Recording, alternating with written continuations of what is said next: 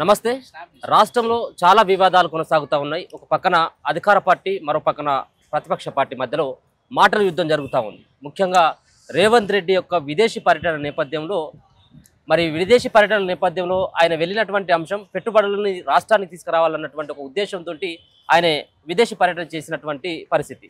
ఇదే నేపథ్యంలో ఆయన విదేశీ పర్యటన పైన రకరకాలైనటువంటి విమర్శలు వస్తూ ఉన్నాయి. ముఖ్యంగా ఆయనకు సంబంధించినటువంటి సన్నిహితులు కావచ్చు, ముఖ్యంగా ఆయనకు ఉన్నటువంటి అన్న కావచ్చు, తమ్ముడు కావచ్చు, పార్ట్నర్గా ఉన్నటువంటి కంపెనీలతోటి తెలంగాణ రాష్ట్రంలో పెట్టుబడులు పెట్టించేందుకు ఇదంతా ఒక గూడు పుటాన్ని కొనసాగుతుందని చెప్పేసి బీఆర్ఎస్ పార్టీ నేతలు ఆరోపిస్తూ ఉన్నారు. దీంట్లో నిజమెంత, దీనిపైన ఒకసారి మాట్లాడదాం. ఎందుకంటే దీనిపైన కాంగ్రెస్ పార్టీ శ్రేణులు కూడా బగ్గుమంటా ఉన్నటువంటి పరిస్థితి కూడా చూసుకోవచ్చు. గతంలో కేటీఆర్ విదేశీ పర్యటన చేయడం జరిగింది. మరొక పక్కన చాలామంది బీఆర్ఎస్ పార్టీ నేతలు దీనికోసమే పోవడం జరిగింది. వాళ్ళకు అనునాయులకే ఒప్పందాలు చేసుకోవడం కోసం పోయిన అన్నటువంటి విమర్శలు కూడా వినపడుతున్నటువంటి సందర్భం. ఒకసారి మాట్లాడేటువంటి ప్రయత్నం అయితే చేద్దాం. మనతో పాటు కాంగ్రెస్ పార్టీ అధికార ప్రతినిధి చనగాని దయాకర్ గారు ఉన్నారు. నమస్తే. నమస్తే. ముఖ్యంగా రేవంత్ రెడ్డి పర్యటన అది పెట్టుబడుల కోసం కాదు, తెలంగాణలో ఉన్నటువంటి వనరులను దోచుకోవడానికి అన్నటువంటిది కామెంట్లు చేస్తూ ఉన్నారు. దానిపైన చాలా మంది కూడా బీఆర్ఎస్ పార్టీ సంబంధించిన నేతలు కూడా మాట్లాడుతూ ఉన్నారు. దీన్ని ఎట్లా చూస్తారు? ఇప్పుడు ఇవాళ ఈ రాష్ట్ర పెట్టుబడుల కోసం రాష్ట్రం కేసీఆర్ పాలనలో మొత్తం దివాలా తీసి తెలంగాణను ఒలకాడు చేసినటువంటి పరిస్థితుల్లో తెలంగాణకు మరిన్ని పెట్టుబడులు తెచ్చి ఆ మధ్యకాలంలో దావోస్ పోయి ఒక 39,000 కోట్లను తీసుకొచ్చినటువంటి పరిస్థితి. ఇవాళ ముఖ్యమంత్రి గారు, శ్రీధర్ బాబు గారు, ఇలా సిఎస్ గారు, జయేష్ రంజన్ లాంటి వాళ్ళు ప్రభుత్వ యంత్రాంగం అంతా వెళ్ళి ఇలా అమెరికాలో అనేక మంది ఉన్నటువంటి వివిధ పారిశ్రామికవేత్తలను, వివిధ ఉన్నటువంటి గ్లోబలైజేషన్ కంపెనీని కలిసి ప్రభుత్వానికి ఒక పెట్టుబడుల కోసం వెళ్తే పెట్టుబడుల మీద కూడా ఇవాళ ప్రభుత్వం మీద విమర్శలు చేసే ప్రయత్నం కనపడతాను. నేను అంటా ఉన్నాను, కేటీఆర్ గారు మీరు గతంలో అమెరికా పోయారు, యూకే పోయారు, యుఎస్ పోయారు, దుబాయ్ పోయారు, మరి దేనికోసం పోయినావు? నువ్వు పెట్టుబడుల కోసం పోయినావా? నీ వ్యక్తిగత ఎంజాయ్ కోసం పోయినావా? నువ్వు పోయినప్పుడు కూడా నీ వ్యక్తిగత ఎంజాయ్ కోసం నువ్వు పోయినావు. ఇవాళ వీళ్ళు ప్రభుత్వం ఉన్నటువంటి నిరుద్యోగుల ఆకలి తీర్చడానికి, నిరుద్యోగులకు బతికేయడానికి, తెలంగాణలో లక్షలాది మంది నిరుద్యోగులకు ప్రైవేటీకరణలో ఉపాధి కల్పించడానికి, ఇవాళ కంపెనీలు పెట్టడానికి, తెలంగాణను అభివృద్ధి పదం నడపడానికి వెళ్తే దాని మీద కూడా మీరు మాట్లాడుతుంటే సిగ్గు అనిపిస్తూ ఉంది. నువ్వు గతంలో అమెరికా పోయినావు, ఏ కంపెనీలో హెల్త్ కేర్ టెక్నాలజీ కలిసినావు, మెట్రానిక్ కలిసినావు, లేకపోతే బ్రెయిన్ కలిసినావు, ఇంకా అనేక ఉన్నటువంటి క్యాపిటల్స్ విఎక్స్ఐ గ్లోబల్ సొల్యూషన్ కలిసినావు, లండన్ స్టాక్ ఎక్స్చేంజ్ గ్రూప్ను కలిసినావు, అనేక ఉన్నటువంటి కలిసి దాదాపు 42,000 ఉద్యోగాలను మాకి డోకా మాటలు చెప్పినటువంటి కేటీఆర్ ఇక డోకా మాటలు చెప్పి ఇలా నువ్వు ఎందుకు పీకనికి పోయినావా? నువ్వు గతంలో నేను అంటా ఉన్నాను, దేనికోసం పోయినా 42,000 ఉద్యోగాలు వస్తాయను, మరి వచ్చింది లేదు, వాడు ఇచ్చినోడు ఎవడో లేడు, తీసుకున్నాడు ఎవరు లేడు తెలంగాణలో. ఈ డోకా మాటలు చెప్పి తెలంగాణని మైమర్పించి తెలంగాణని మళ్ళొకసారి మోసం చేసి ప్రయత్నం చేస్తా ఉన్నావు. ఇవాళ ప్రభుత్వం పైన ఇవాళ ఒకవైపు రుణమాఫీ జరిగింది, ఒకవైపు జాబ్ క్యాలెండర్ జరుగుతూ ఉంది. ఇవాళ తెలంగాణలో పునర్నిర్మాణం వైపు తెలంగాణలో ఉన్నటువంటి మీ అప్పుల ఊబిల నుంచి గట్టెక్కడానికి ప్రభుత్వం ముఖ్యమంత్రి రేవంత్ రెడ్డి గారి నాయకత్వంలో ఇవాళ అనేక ఉన్నటువంటి అష్టకష్టాలు పడి గట్టెక్కిస్తున్నటువంటి పరిస్థితుల్లో నువ్వు ప్రభుత్వం పైన విమర్శలు చేసి ముఖ్యమంత్రి గారి పర్యటనను కూడా నువ్వు తప్పుపట్టే ప్రయత్నం చేస్తే చాలా సిగ్గు అనిపిస్తూ ఉంది. ఇలా నువ్వు జలసాల కోసం పోయి రకరకాల సినిమా హీరోలను తీసుకుపోయి స్టార్ హోటళ్లలో పడుకొని వచ్చి నువ్వు అభివృద్ధిని చూపించి తెలంగాణ ప్రజల్ని మోసం చేసిన నువ్వు ఇవాళ ఈ ముఖ్యమంత్రి గారికి, రేవంత్ రెడ్డి గారికి ఎక్కడ ఎలాంటి అవకాశాలు లేవు. ఆయన గుర్తుపెట్టుకో, ఆయన నిరంతరం ప్రజల కోసం పాటుపడేవాడు. 18 గంటలు కాదు, 20 గంటలు ప్రజల కోసం పాటుపడేవాడు, నిరంతరం శ్రామికుడు. మీరు గుర్తుపెట్టుకోండి. ఇవాళ పోరాటం నుంచి వచ్చి ఇవాళ ముఖ్యమంత్రి ప్రజల కష్టాల కోసం, ఆయన అభివృద్ధి కోసం తిరుగుతున్నటువంటి మనిషి మీద ఇవాళ ఒకవైపు ముఖ్యమంత్రి గారి సోదరుల మీద మాట్లాడతారు, ముఖ్యమంత్రి గారి బర్త్డేల మీద మాట్లాడతారు. ఏంటండి ఇవన్నీ? నేను అంటా ఉన్నాను, మీరు చేసిన తప్పుల మీద నీ సొంత చెల్లె స్కాములలో ఇరికి జైళ్ళలో కూర్చుంటే దానికి దిక్కులేదు. ఎంత సిగ్గు అనిపిస్తా ఉంది. ఒక మహిళ, నువ్వు తెలంగాణ బతుకమ్మ అన్నావు, ఆడపిల్ల అన్నావు, జాగృతి అన్నావు, రకరకాల పేర్లు పెట్టినావు, తీసుకుపోయి TR జైల్లో ఉంది. ఎవడన్నా ఊహించిండా తెలంగాణలో? అంటే వీళ్ళు ఎంత స్కాములు చేశారు, వీళ్ళ పాపం పండింది కాబట్టి వాళ్ళ చెల్లె కూసురు తాకింది, పోయి జైల్లో పడింది. బెయిల్ ఇచ్చేటువంటి దిక్కులేడు. ఇక పార్టీని మొత్తం సేల్ ఫార్ బీజేపీ అని పెట్టారు. మేము బీజేపీకి అమ్ముతాం అయినా మా చెల్లెని నిడిపించండి, మా కూతురు నిడిపించండి అని వాళ్ళు ఢిల్లీ ఉన్నటువంటి బీజేపీ నాయకుల కాళ్ళ చుట్టూ తిరిగే పరిస్థితి కనపడుతుంది. అంటే వాళ్ళ పాపం ఎట్లా పండిందంటే, ఒకవైపు నెత్తిన కళ్ళు ఎక్కి ఎంత పొగరుతో అహంకారంతో ఉన్నటువంటి వీళ్లకు ఇవాళ ఎట్లయిపోయిందంటే వసదేవుడు పోయి గాడిద కాలు పట్టుకున్నట్టు అయిపోయింది వీళ్ళ పని. కాబట్టి వీళ్ళ పాపం పండింది. తెలంగాణలో కేటీఆర్ కానీ కేసీఆర్ చేసిన మోసాలతోని ఇలా కేటీఆర్ కూడా జైలుకు పోక తప్పదు. ఆయన చేసిన పాపాలు కూడా చాలా ఉన్నాయి. నకిలీ కంపెనీలు పెట్టిండు, బోగస్ కంపెనీలు పెట్టిండు. ఇలా అనేక మంది ఇంటర్మీడియట్ పిల్లల చావు కూడా కారకమైన గ్లోబరీనా సంస్థను తీసుకొచ్చి ఆయన దోస్తు కంపెనీ తీసుకొచ్చి తెలంగాణకు అంటగట్టినటువంటి చివరకు ఉస్మాన్ యూనివర్సిటీ వాల్యుయేషన్ తయారు చేసేది కూడా వాళ్ళ దోస్తుకే ఇచ్చిండు. తెలంగాణలో అన్ని బోగస్ కంపెనీలు, అనేకమైనటువంటి భూములు అపనంగా అప్పచెప్పిండు. చిన్న ఫేక్ సర్టిఫికెట్లతో కూడా ప్రభుత్వ భూముల్ని కాజేసిండు. అనేకమైనటువంటి స్కామ్లు ఉన్నాయి. వాళ్ళకు ఉన్నటువంటి అసలు కేటీఆర్ కుటుంబం మీద విచారణ జరపడానికి కొన్ని సంవత్సరాలు సరిపోవు, గుర్తుపెట్టుకోండి. జస్టిస్ కమిషన్ వేస్తే కూడా కమిషన్ వద్దని పోయి సుప్రీంకోర్టుకు మొరబెట్టుకోరు, నేను ఏ తప్పు చేయలేదని. అంటే వీళ్ళ వెనకాల చిన్న ఏదైనా ఉరికి పడే పరిస్థితి ఉంది. కాబట్టి ఇవాళ తెలంగాణను వీళ్ళు చేసిన వల్లకాడు, వీళ్ళు చేసిన మోసాలు, వీళ్ళు చేసిన అవినీతి అంతా ఇంత కాదు. ఇప్పుడు ముఖ్యమంత్రిగా రేవంత్ రెడ్డి ఉన్నటువంటి తరుణంలో కుటుంబ సభ్యుల యొక్క పెత్తనం ఏంటి అన్నటువంటి దానిపైన కూడా ముఖ్యంగా నిన్న బర్త్డేది కావచ్చు. రెండో అంశం ఏంటిదంటే ఎవరైతే రేవంత్ రెడ్డి యొక్క అన్నయ్య అయినటువంటి అతనితో ఒక ఎమ్మెల్యే కింద కూర్చుంటే ఆయన కుర్చీలో కూర్చోవడం, ఇదంతా వ్యవహారం అంతా ఒక నియంత పాలన తలపిస్తూ ఉంది అన్నటువంటి విమర్శలు కూడా చేస్తూ ఉన్నారు. ఇది స్వభావం అంటారా? ఇప్పుడు ఎక్కడైనా సర్వసాధారణంగా ఒక ముఖ్యమంత్రి అన్నప్పుడు కుటుంబ సభ్యుల మీద ఆరోపణలు చేస్తుంటారు. వాళ్ళు ఇవాళ ముఖ్యమంత్రి కాగానే వచ్చినటువంటి వాళ్ళు ఫిగర్లు కాదు. వాళ్ళు మొదటి నుంచి కూడా వాళ్ళు కాస్త రియల్ ఎస్టేట్ వ్యాపారాలలో ఉండి మొదటి నుంచి కూడా మేము నాయకుడం కాకపోయినా మా అన్నని లీడర్గా తయారు చేయాలనే కసితోని వాళ్ళు పనిచేసినట్టు, వాళ్ళు ఒక నిబద్ధతతో పనిచేసిన వాళ్ళు. 7 అన్నదమ్ములు కూడా వాళ్ళందరూ కూడా శక్తిని కూడగట్టి వాళ్ళ ఉన్నటువంటి రేవంత్ రెడ్డి గారి కోసం శక్తిని కూడగట్టి మా అన్నని నిలబెట్టాలనే తపనతోని ఉన్నవాళ్ళు.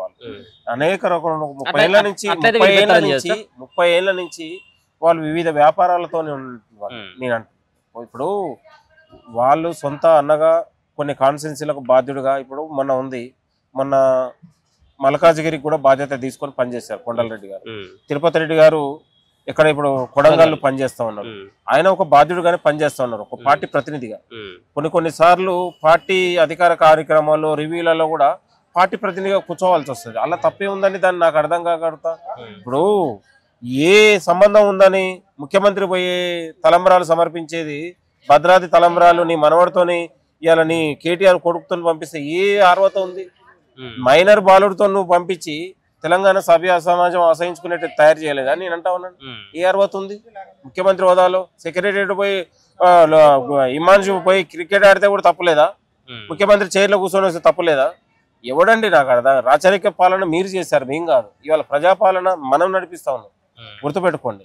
ప్రతి దగ్గర తప్పులు ఉప్పు చూసి ఒక పనికిరాని ఒక సోషల్ మీడియాలో వాళ్ళు ఒక ట్రోల్ చేసుకొని పదే ఒక క్రియేటివ్ చేసి మార్పింగ్ చేసి కేటీఆర్ మొత్తం కూడా మీడియా మీదనే ఆధారపడ్డాడు.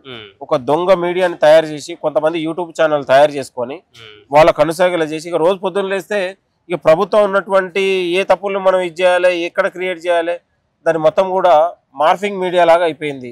అది అందుకనే ఆయనని తెలంగాణ కేటీ రావు అంటారు, డ్రామారావు అంటారు, డ్రామారావు అంటారు, రకుల్ డ్రామా అంటారు. రకరకాల పేర్లను పెట్టినా వాళ్ళకు సిగ్గుసేరం లేదండి. ఎందుకంటే తెలంగాణ ప్రజలు ఒకసారి బండకేసి కొట్టినా కూడా వాళ్ళకి సిగ్గుచేరం లేదు. కాబట్టి డ్రామారావుకు ఇంకా బుద్ధి రాలేదు. డ్రామారావు బుద్ధి మార్చుకోవాలని చెప్తా ఉన్నాం. ఇంకా ప్రభుత్వం పైన విమర్శలు ఏంది? ప్రభుత్వాన్ని సహకరించే ఆలోచన చేయాలి. వాళ్ళ నిరుద్యోగులు అల్లాడుతూ ఉన్నారు. నిరుద్యోగులకు ఎట్లా నీ ఐడియాస్తో నువ్వు ఐటీ మంత్రి చేసినోడు కదా, అమెరికాలో పెద్ద జాబులు చేసినోడు కదా, నీ ఐడియాస్ కూడా ప్రభుత్వానికి ఇట్లా చేసి తప్పే ఉంది.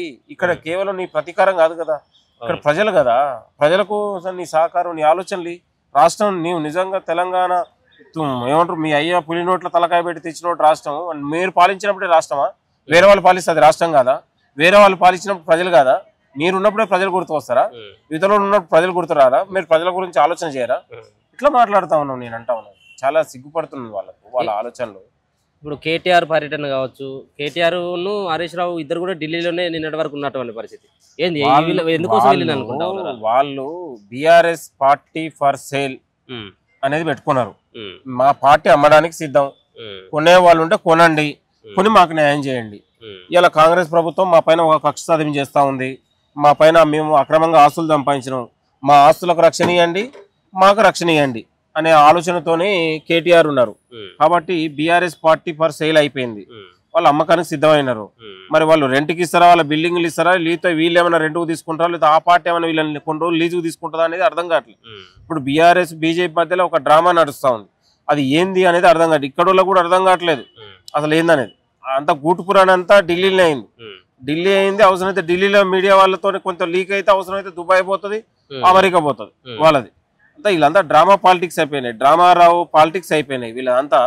ఇవాళ వాళ్ళ తప్పుల నుంచి కాపాడుకోవాలి, చేసిన స్కాముల నుంచి బయటపడాలి, ఆస్తులను కాపాడుకోవాలి, మళ్ళీ లీడర్లుగా ఉండాలి. ఈ ఆలోచనతో ఉన్నారు వాళ్ళు.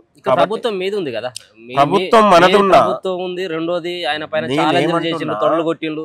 మేము వచ్చినటువంటి 100 రోజులలో అరెస్ట్ చేస్తాం, మొత్తం దీన్ని విచారణ జరుపుతాం. వచ్చింది ఆ విచారణ. నేనేమంటున్నా అంటే మొదటి నుంచి కూడా బీజేపీ మొత్తం కూడా ఈ దేశంలో స్కాములు చేసేటోనికి, కేసులున్నోనికి, ఎఫ్ఐఆర్లు ఉన్నోనికి, అత్యాచార కేసులు ఉన్నోనికి, హత్యానేరం కేసులు ఉన్నోనికి, ఇలా జిఎస్టీలు ఎగ్గొట్టడానికి, స్కామ్లలో ఇరుక్కున్నోనికి, సిబిఐ కేసులలో ఉన్నోనికి, వీళ్ళందరికీ కేర్ ఆఫ్ అడ్రస్ బీజేపీ. ఇలా ఏ నేరం చేసినా కూడా బీజేపీ కండవ కప్పుకుంటే, బీజేపీ గుడిపోతే మాఫీ కరో అట్లా అయిపోయింది. కాబట్టి ఎంత మాఫీ పార్టీలకు వీళ్ళు పోవడానికి సిద్ధంగా ఉన్నారు, రక్షణ కావాలనుకుంటారు. వచ్చేది ఇవాళ కాకపోతే రేపైనా కూడా కాంగ్రెస్ పార్టీ సెంట్రల్లో రాబోతుంది. ఇవాళ కాంగ్రెస్ ఎలాగ మమ్మల్ని వదిలిపెట్టదు, మేము చేసిన తప్పులు అట్లా ఉన్నాయనేది. కాబట్టి వాళ్ళు ఒకవైపు చెల్లె బెయిల్ కావాలి కేటీఆర్కు, ఆయన రక్షణ కావాలి. ఈ ఆలోచనతో వాళ్ళు ముందుకు వెళ్తా ఉన్నారు. అందుకే తెలంగాణ సమాజం అంతా కూడా గమనిస్తూ ఉంది. మీరు ఆలోచన చేయండి, ఎందుకంటే రోజు మనం చూస్తూ ఉంటే వాళ్ళ డ్రామా పాలిటిక్స్ చాలా దారుణంగా ఉన్నాయి. ప్రతి దాని మీద కూడా అప్రిషియేటింగ్ లేదు. రైతు రుణమాఫీ కామందుకేమో రుణమాఫీ చేస్తే నేను పదవికి రాజీనామా అన్న హరీష్ రావు రుణమాఫీ చేయగానే చెవులు చల్లబడ్డు. జాబ్ క్యాలెండర్ అన్నాడు, జాబ్ క్యాలెండర్ చేయగానే మళ్ళీ అడ్రస్ లేడు, జాబ్ క్యాలెండర్ చేయగానే మళ్ళా జోక్ క్యాలెండర్ అండి.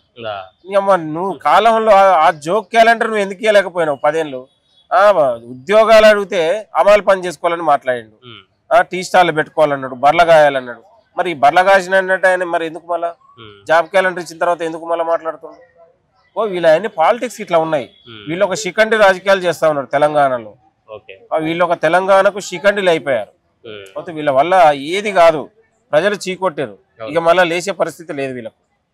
కాబట్టి ప్రజలు చూస్తూ ఉన్నారు. ప్రజలు చాలా తెలివైన వాళ్ళు. తెలంగాణ సమాజం ఒక పోరాట చైతన్యం ఉన్నటువంటి గడ్డ కాబట్టి ఈ దొంగల్ని దొంగల్లాగానే చూస్తున్నారు. ఇవాళ కాంగ్రెస్ ప్రభుత్వం వచ్చినటువంటి 7 నెలల్లో రైతు రుణమాఫీ చేసింది, ఇవాళ నిరుద్యోగుల క్యాలెండర్ ఇచ్చింది, 30,000 ఉద్యోగాలు ఇచ్చినాం. మళ్ళీ ఉన్నటువంటి ఖాళీలను తెలంగాణలో మళ్ళీ చెప్తా ఉన్నాను మన తెలుగు ద్వారా, తెలంగాణలో ఉన్న ప్రతి ఖాళీలను భర్తీ చేయడానికి కాంగ్రెస్ పార్టీ ఆలోచన చేస్తుంది. కేవలం మీరు ఎలక్షన్ అప్పుడు మేనిఫెస్టో వాళ్ళకు ఒక మేనిఫెస్టో బుక్ జేబులలో పెట్టుకొని తిరుగుతున్నారు. మీరు జేబులలో కాదు, బీరువాల్లో పెట్టుకోండి. మేము ప్రజల మీద మాకు ఒక విశ్వాసం ఉంది, చిత్తశుద్ధి ఉంది. మీరు గుర్తుపెట్టుకో, మీరు ఇచ్చిన హామీలు గతంలో 10 ఏళ్ల పాటు నిరుద్యోగులకు నిరుద్యోగ భృతి ఊసేయలేదు, ఇంటికో ఉద్యోగం అన్నాడు ఊసేయలేదు. ఇవాళ మేము తెలంగాణ నిరుద్యోగ నిర్మూలన కోసం కాంగ్రెస్ పార్టీ చిత్తశుద్ధితో ఉంది. ముఖ్యమంత్రి గారు ఆ ఆలోచనతో ముందుకెళ్తా ఉన్నారు. మీరు గుర్తుపెట్టుకోండి. ఇవాళ ఒకవైపు స్కిల్ యూనివర్సిటీ నడుస్తూ ఉంది, వీళ్ళు ఒకవైపు రియల్ ఎస్టేట్ వ్యాపారం, ప్రభుత్వ భూములు తీసుకుపోయి రియల్ ఎస్టేట్ వ్యాపారం వేలం పాటేసి అమ్మినటువంటి ఈ దొంగలు ఇవాళ కాంగ్రెస్ ప్రభుత్వం గురించి మాట్లాడతారు. ఇలా కోకాపేట లాంటి, నార్సింగ్ లాంటి, మణికొండ లాంటి ఇలా ఖరీదైన భూముల్ని తీసుకుపోయి రియల్ ఎస్టేట్ వ్యాపారులకు అమ్ముకున్న దొంగలు వీళ్ళు. వేలం పాట వేసిన వాళ్ళు, ప్రభుత్వ భూములు వేలం పాట వేసిన. ఇవాళ మనం ప్రభుత్వ భూములలో స్కిల్ యూనివర్సిటీ కడుతున్నాం, ప్రజల కోసం వెచ్చిస్తూ ఉన్నాం. ఇలా హైదరాబాదులో ఎకరం 50 కోట్ల నుంచి 200 కోట్లు ఉండే ఇలా శిల్పారామం ఎదురుగా ఇలా పేద ప్రజల కోసం కేటాయించిన స్టాళ్ళను పెట్టి వాళ్ళకు ఉపాధి కల్పించడానికి. కాబట్టి దళితులకు 3 ఎకరాల ఊసేది వాళ్ళు గతంలో ప్రభుత్వ భూముల్ని రియల్ ఎస్టేట్ వాళ్ళు అమ్ముకొని ఇలా వాళ్ళు ఏది కూడా వాళ్ళకు ఒక క్లారిటీ లేదు, ఒక విజన్ లేకుండా పోయారు. మీరు గుర్తుపెట్టుకోండి. కాబట్టి ఇవాళ మనకు ఒక ప్రణాళిక ఉంది. హైదరాబాద్ మొత్తం కూడా డెవలప్ కాబోతా ఉంది. ఒకవైపు మూసీ ప్రక్షాళన, ఒకవైపు 666, ఒక రీడిజైన్ పేరుతో హైదరాబాద్ మొత్తం కూడా విస్తరించిపోతుంది దాదాపు. అంటే తెలంగాణలో ప్రతి సామాన్యుడికి అందుబాటులో ఉండేటట్లు మనము ఒక ఇండస్ట్రియల్ పార్క్ రాబోతా ఉంది. అంటే అనేక రకాలుగా మనం ఒక డెవలప్మెంట్ మీద, అభివృద్ధి మీద, ఒకవైపు నిరుద్యోగ నిర్మూలన మీద, రైతుల మీద కాన్సన్ట్రేట్ చేస్తూ ఉంది. ఒకవైపు ఇవాళ పరిశ్రమ రంగాన్ని డెవలప్ చేయబోతా ఉంది. తెలంగాణలో రైతులకు కూడా వాళ్ళ ఉన్నటువంటి భూములు కూడా రేపు ధరలు పెరిగే అవకాశాలు ఎక్కువ ఉన్నాయి. కేవలం ఫార్మాసిటీ పేరు మీద, రైతుల పేరు మీద భూములు తీసుకొని వీళ్ళు వాళ్ళ రైతుల నోట్లో మట్టి కొట్టారు వాళ్ళు. మీరు గుర్తుపెట్టుకుంటే ఇవాళ మనం ప్రతిదాంతో ఒక ప్రణాళికాబద్ధంగా వెళ్తా ఉంది. Okay, thank you so much.